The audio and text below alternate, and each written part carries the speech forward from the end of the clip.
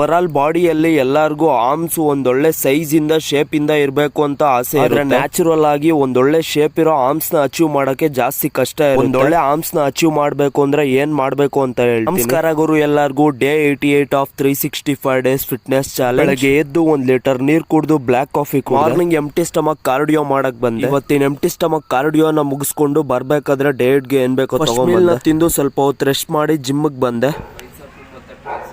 ಇವತ್ತಿನ first exercise variation ಆಗಿ over head cable bar extension ಮಾಡಿದೆ 5 ಸೆಟ್ಸ್. ಸೆಕೆಂಡ್ ಎಕ್ಸರ್ಸೈಸ್ ವೇರಿಯೇಷನ್ ಆಗಿ bilateral cable bar bicep curl ಮಾಡಿದೆ 5 sets ಮಾಡಿದೆ. ಥರ್ಡ್ ಎಕ್ಸರ್ಸೈಸ್ ವೇರಿಯೇಷನ್ ಆಗಿ bilateral cable bar tricep push down ಮಾಡಿದೆ 5 sets ಮಾಡಿದೆ. Fourth exercise variation ಆಗಿ ಯೂನಿಲಾಟ್ರಲ್ dumbbell hammer curl ಮಾಡಿದೆ 5 sets ಮಾಡಿದೆ. ಫಿಫ್ತ್ ಎಕ್ಸರ್ಸೈಸ್ ವೇರಿಯೇಷನ್ ಆಗಿ ಕೇಬಲ್ ರೋಪ್ ಪುಶ್ ಡೌನ್ ಮಾಡಿದೆ 5 ಸೆಟ್ಸ್ ಮಾಡಿದೆ. ಸಿಕ್ಸ್ತ್ ಎಕ್ಸರ್ಸೈಸ್ ವೇರಿಯೇಷನ್ ಆಗಿ ಯೂನಿಲಾಟ್ರಲ್ ಪ್ರೀಚಲ್ ಡಂಬಲ್ ಕರ್ಲ್ ಮಾಡಿದೆ 5 ಸೆಟ್ಸ್ ಮಾಡಿದೆ. ಫೈನಲ್ ಎಕ್ಸರ್ಸೈಸ್ ವೇರಿಯೇಷನ್ ಆಗಿ unilateral reverse grip cable push down ಮಾಡಿದೆ 5 ಸೆಟ್ಸ್ ಮಾಡಿದೆ. ಇವತ್ತಿನ ಸೆಕೆಂಡ್ ಮೀಲ್ ನ ಸ್ಕಿಪ್ ಆಯ್ತು. ಪರ್ಸನಲ್ ಟ್ರೈನಿಂಗ್ ಸೆಷನ್ ನ ಕೊಟ್ಟು ಮುಗಿಸ್ಕೊಂಡ್ ಬಂದು ನಾನು ಫೈನಲ್ ಮೀಲ್ ತಿಂದೆ. ನ ಗ್ರೋ ಮಾಡ್ಬೇಕು ಅಂದ್ರೆ ಟ್ರೈಸೆಪ್ ಮೇಲೆ ಜಾಸ್ತಿ ಕಾನ್ಸಂಟ್ರೇಟ್ ಮಾಡ್ಬೇಕು. ಮೈನ್ ಆಗಿ ಅಂದ್ರೆ ಟ್ರೈಸೆಪ್ ಲಾಂಗ್ ಹೆಡ್ ಮೇಲೆ ಕಾನ್ಸಂಟ್ರೇಟ್ ಮಾಡ್ಬೇಕು. ಬೆಸ್ಟ್ ಎಕ್ಸರ್ಸೈಸ್ ವೇರಿಯೇಷನ್ ನ ಚೂಸ್ ಮಾಡಿ ಪ್ರೋಗ್ರೆಸ್ ಮಾಡ್ಕೊಂಡು ಅರ್ಥ ಆಗಿರುತ್ತೆ ಅನ್ಕೊಂತೀನಿ. ಇವತ್ತಿಗೆಲ್ಲ ಇಷ್ಟೇ, ಮತ್ತೆ ಸಿಗ್ತೀನಿ ನಾಳೆ ನಿಮ್ಗೆ.